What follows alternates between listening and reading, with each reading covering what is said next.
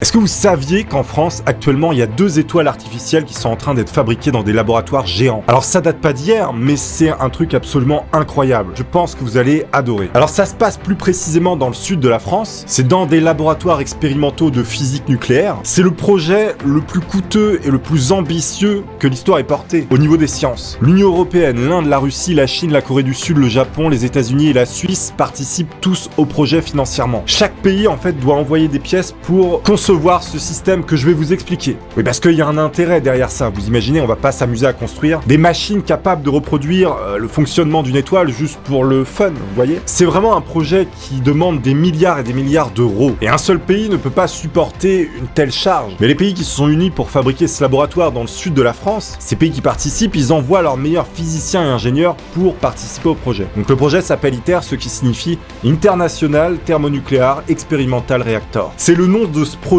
absolument phénoménal qui peut ou qui va révolutionner toute l'humanité. Évidemment, on peut traduire ça par réacteur thermonucléaire expérimental international. Donc je pense que dans le nom, vous comprenez à peu près de quoi ça parle. Et c'est le plus gros projet scientifique mondial actuel. Il se passe en France. J'entends les coqs, j'entends Cocorico. En gros, il projette de réellement pouvoir s'en servir en 2025 et une phase encore plus aboutie en 2035. Et le projet débute en 2007. C'était il y a pas si longtemps que ça finalement quand on voit la lourdeur du truc. Mais avant tout, je vous ai pas expliqué quel était l'intérêt de créer une étoile artificielle en laboratoire, ou plutôt de maîtriser en laboratoire le fonctionnement d'une étoile. En gros, ça sert à quoi tout ça ?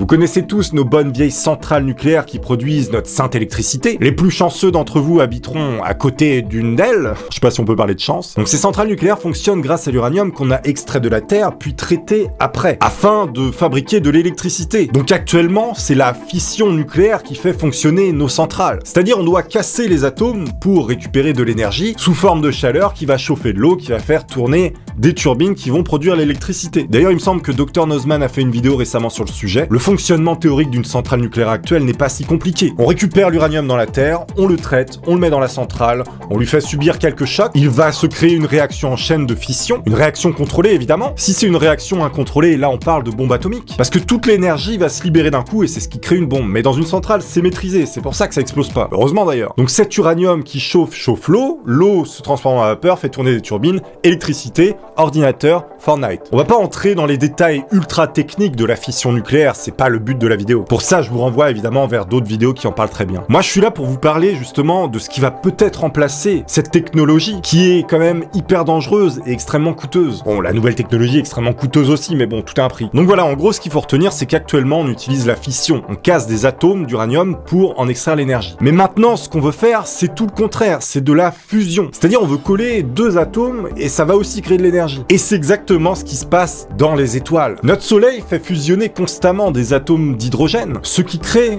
de l'hélium. T'as des avions de chasse.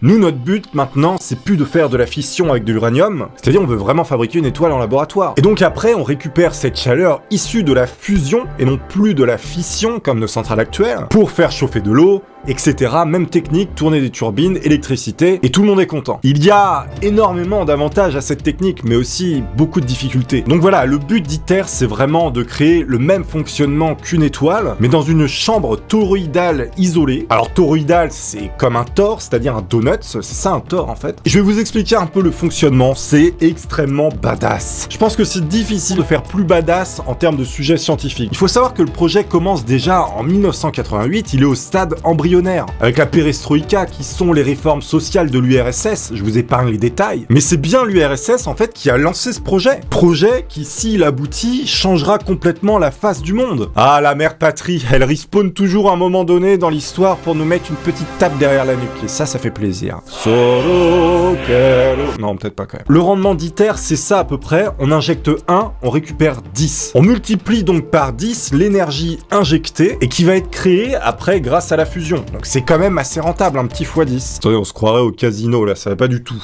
Faut savoir qu'à travers le monde, il y a énormément de projets qui tentent de le faire, mais il y en a 3 principaux en fait qui se distinguent et qui sont potentiellement viables. Et il y en a notamment 2 en France et 1 aux États-Unis, je vais vous en parler. Cette fierté, Cocorico, fusion nucléaire en France, waouh! Je vais donc vous parler des 3 principaux laboratoires qui tentent de maîtriser la fusion nucléaire. Notamment ITER, qui utilise un tokamak. Alors tokamak, ça veut dire, dans la sainte langue russe encore une fois, Toroïdalnaya Kamera KS Magnetymi Katsushikami. Bon, avec ça, vous n'êtes pas beaucoup avancé pour comprendre. En gros, ça veut dire chambre toroïdale avec bobine magnétique. Donc c'est une chambre en forme de donuts avec au centre une énorme bobine magnétique et un petit peu partout autour des systèmes de chauffe.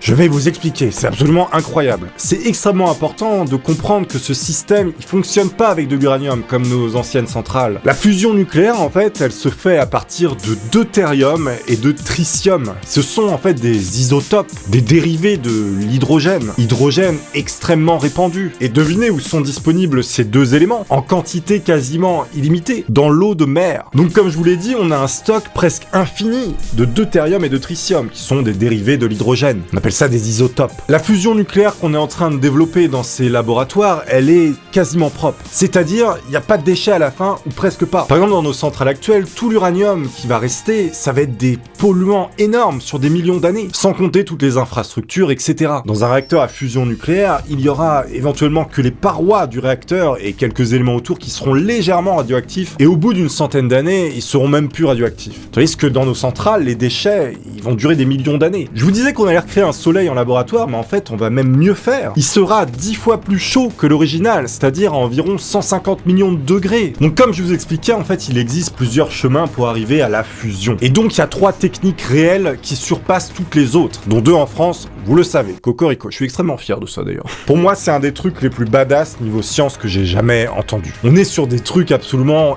monstrueux, des puissances et des énergies colossales. Machine numéro 1, la Z-Machine. Alors celle-là, en fait, elle est placée aux États-Unis. Donc cette machine, la Z-Machine, consiste à faire fusionner de l'hydrogène grâce à des décharges électriques surpuissantes. À la base, ce laboratoire a été utilisé pour le développement des armes nucléaires, bombe atomique et autres joyeuseries. Alors c'est un générateur de rayons X, pulsé ultra compact à cadence élevée. J'avais dit que c'était badass, hein. Elle est capable de créer des températures de plusieurs milliards de degrés. Évidemment sur des fractions de secondes extrêmement faibles, mais ça suffit pour engendrer une fusion. Je vous explique rapidement son fonctionnement pour que vous ayez une toute petite idée. Vous avez donc des fils fins comme des cheveux qui sont disposés géométriquement d'une certaine manière, comme ça, de manière verticale. Au centre de ces fils, en fait, on met la matière qu'on veut faire fusionner, donc le deutérium, le tritium. Et en fait, dans ces fils disposés comme ça, on va balancer un courant de 20 millions d'ampères. Donc c'est extrêmement fort. On envoie donc ce courant dans les fils, ils vont se vaporiser en plasma de plusieurs milliards de degrés. Et ce plasma, en fait, il va se contracter sur le deutérium et le tritium qu'on avait placé au centre. Cette énorme contraction va créer un flash de rayons X. Donc le genre de truc, si t'es à côté, tu vois ton squelette, hein, et puis t'es sans doute mort. Et donc c'est ce flash de rayons X qui va comprimer la cible et qui va créer la fusion. Voilà en gros le fonctionnement de cette machine. Je vous avais dit que c'était du lourd. Machine numéro 2, le laser mégajoule. Je pense que vous avez deviné un petit peu son fonctionnement. L'idée avec le laser mégajoule, c'est d'avoir 1,8 milliard de joules qu'on balance sur une cible minuscule grâce à 240 faisceaux laser qui vous vaporiseraient en une pluie d'atomes si on les mettait sur vous.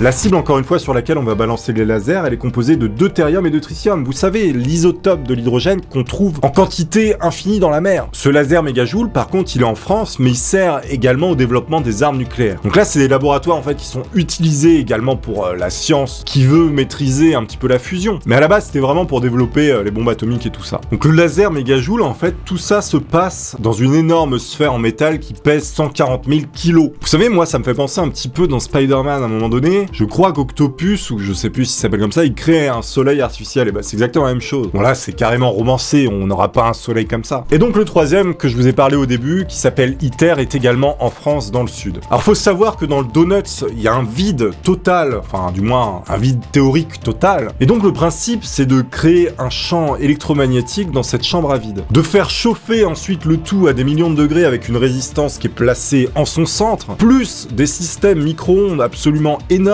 et colossaux qui sont placés tout autour de celle-ci. Ça permet un petit peu de booster la chauffe. Attention, c'est pas les micro-ondes que vous avez dans votre cuisine. Là, c'est des systèmes de plusieurs tonnes qui coûtent des millions d'euros, capables d'élever la température à des millions de degrés, donc vous imaginez un peu. On vient créer en fait un plasma qui est confiné dans le champ électromagnétique du tokamak. Ce champ magnétique permet en fait au plasma de pas toucher les parois. Vous imaginez bien qu'un plasma à 150 millions de degrés, ça fait fondre absolument tous les matériaux qui existent sur Terre. Et donc la fusion est censée justement se faire dans ce plasma et s'entretenir toute seule. Mais attention, ITER, c'est bien un laboratoire, hein. Il n'a pas vocation à créer de l'énergie de manière industrielle. La différence majeure avec nos centrales actuelles à fission, c'est également la sécurité, parce qu'en fait, les réacteurs à fusion nucléaire, ils peuvent pas s'emballer et nous faire un Tchernobyl. C'est-à-dire que si la réaction de fusion foire, le réacteur à fusion nucléaire, donc qui fonctionne comme une étoile, va automatiquement s'arrêter en fait. Elle peut pas s'emballer en fait, parce que le but c'est vraiment de la maintenir à un niveau. C'est vraiment le contraire absolu de la fission. La difficulté dans la fusion, c'est justement de maintenir cette fusion. Donc en fait, si on n'arrive pas à le faire, elle s'arrête. Contrairement à la fission, c'est-à-dire dans nos centrales actuelles où on doit casser les atomes, la difficulté consiste à maintenir ça pour pas que ça s'emballe et que ça continue et que ça explose ou que ça fonde. Donc vous voyez, c'est quand même deux aspects totalement différents. On est vraiment sur deux pôles. Donc en fait, cette température de 150 millions de degrés dans le tokamak, elle permet en fait de vaincre la répulsion magnétique en fait qui éloigne les atomes tout seuls. Donc en fait, plus on chauffe, plus les atomes sont capables de se coller et donc de fusionner. Et quand ils fusionnent, en fait, ils libèrent une énergie colossale. Et c'est de cette énergie sous forme de chaleur qu'on va créer l'électricité. Pour vous donner une idée, si on prend dans 1 litre d'eau de mer les éléments dont on a besoin pour faire de la fusion, ça équivaut à 360 litres d'essence en termes d'énergie. Sans émission de CO2, sans pollution, et qu'une légère pollution de manière très localisée sur la paroi du réacteur, mais ça reste une petite pollution, c'est rien. Avec une baignoire remplie d'eau de mer, tout le deutérium et le tritium contenu dedans permettrait en fait de subvenir aux besoins énergétiques d'un homme pendant 30 ans. 1 gramme du mélange équivaut à 9 tonnes de pétrole. Peut-être que d'ici quelques dizaines d'années, on sera enfin capable de créer de l'énergie propre. C'est sans doute, je pense, l'un des secrets pour sauver l'humanité. J'ai adoré vous présenter ce sujet passionnant, j'espère que vous aussi. Si c'est le cas, n'oubliez pas de partager avec vos amis qui adorent la fusion nucléaire, il en existe sur Terre. Vous pouvez vous abonner, je fais plein de vidéos dans ce style, dans d'autres styles, vous pouvez aller voir sur ma chaîne. Allez voir celle-là, elle est plutôt cool, je vous embrasse, à très bientôt. Laissez des petits pouces si vous avez aimé, vous savez que ça permet de soutenir. Je vous dis à très bientôt, ciao les potes.